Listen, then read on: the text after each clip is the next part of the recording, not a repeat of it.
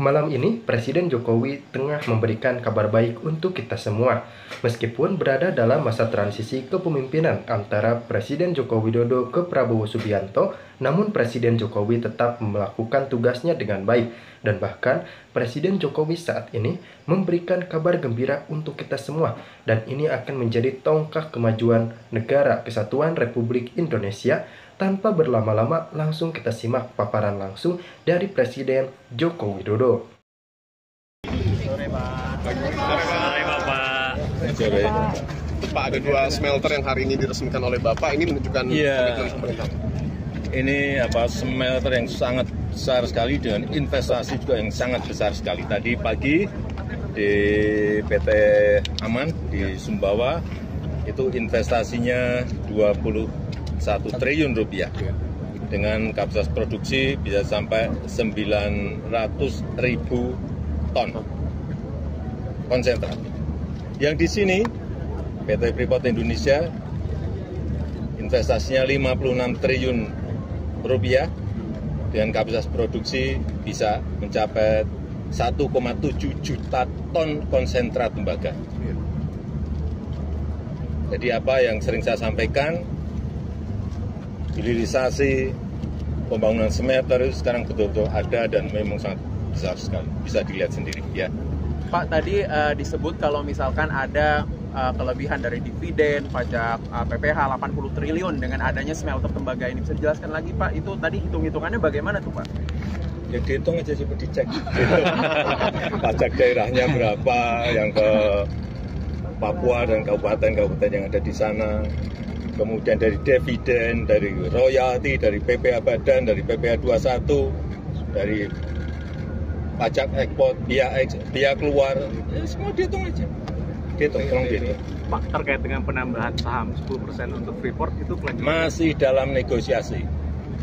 Dulu saat kita mengambil 51%, itu juga negosiasinya juga tidak sebulan, 2 bulan, 3 bulan, tahunan. Alot, bukan hal yang gampang, hal yang sangat, dan saat itu memang banyak yang sudah pesimis, tapi saya masih optimis bahwa akan kita dapatkan 51% saham mayoritas. Ini masih proses, nanti tanyakan prosesnya ke Pak Menteri SDM, tapi saya minta memang secepatnya harus di-clearkan, karena smelternya juga sudah jadi, dan ini adalah milik Indonesia. Ya. Pak, tadi di sambutan juga Bapak bilang bahwa ini baru awal, Pak. Artinya harus ada smelter yang banyak gitu di Indonesia. Sudah dibicarakan dengan Pak Prabowo, Pak, hal ini, hilirisasi?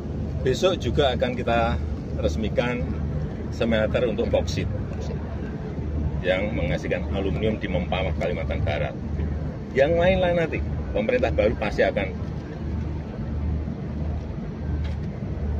terima, batu bara, semuanya ada smelternya. Tembaga, emas, nikel, semuanya. Dan memang harus secepatnya diturunkan pada produksi turunan, sehingga betul-betul kita bisa menjadi produsen kabel, produsen alat suntai, produsen aluminium, semuanya bisa kita produksi sendiri, mandiri. Pak, terkait perpanjangan UP Freeport bagaimana? Perpanjangan masih dalam proses. Tadi juga ditanyakan oleh Freeport, tapi masih siap diproses di SDM. Terima kasih Pak. Pak, terkait dengan kalau hilirisasi untuk pasir silika gimana Pak? Itu pasir silika apakah nanti akan ada pelarangan untuk ekspor raw material lagi Pak? Yang dilarang itu, yang diperbolehkan itu adalah sedimen pasir yang berada di jalur laut untuk kapal-kapal. Hati-hati, tolong dilihat. Kalau memang bukan itu yang nggak benar. Karena kita butuh, semuanya akan kita hilirisasikan. Pasir, silika, dan lain-lainnya. Termasuk yang ini tadi disinggung mengenai semikonduktor oleh Pak Erick Thohir. Itu juga menjadi incaran kita agar karena seleniumnya ada, sehingga itu menjadi bahan baku untuk memproduksi semikonduktor juga siap. Sehingga yang paling penting cari partner, cari investor agar bisa bekerja sama. Pak, Terima tadi kasih, ngajak Pak. Pak Terima kasih, Fahri Pak. ngajak Pak Fahri Hamzah tadi Pak. Kenapa?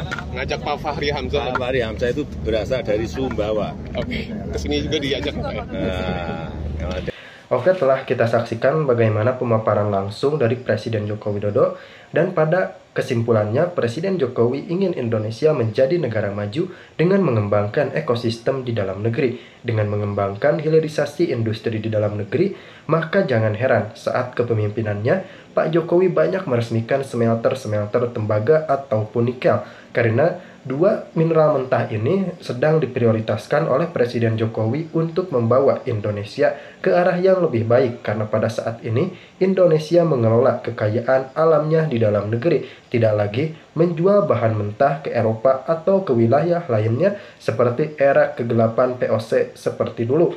Namun saat ini Indonesia telah menjalankan sebuah sistem baru yang bernama hilirisasi industri di dalam negeri.